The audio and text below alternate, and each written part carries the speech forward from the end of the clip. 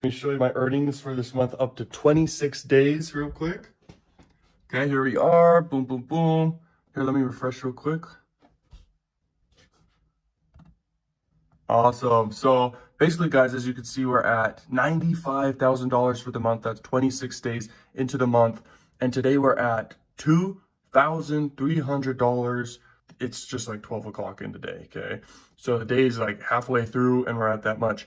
And what I do to do this real quick, and I want to talk about the truth of affiliate marketing as well in this video. I thought of pushing people mainly to like areas where I can follow up with them in the future, because the best way to make money online is to follow up with customers down the road. So I collect emails, okay? I push people to my entertainment YouTube channel, which just has a bunch of content that essentially links to more sweepstake offers. So here's what I do. I have a whole website of a bunch of sweepstake offers.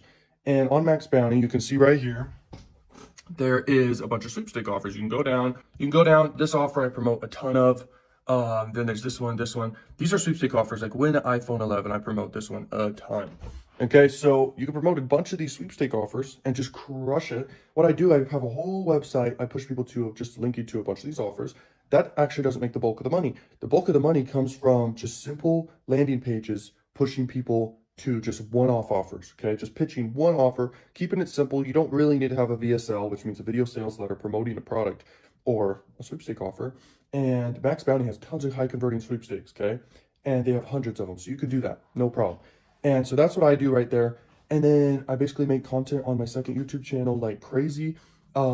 Lately, actually not even that much, but I built up at the point where I built up so much content and it runs and it links to each other and everything so well. I also have opt-in pages inside the description of the YouTube videos, and YouTube videos get millions of views a month. That's how you're able to do this.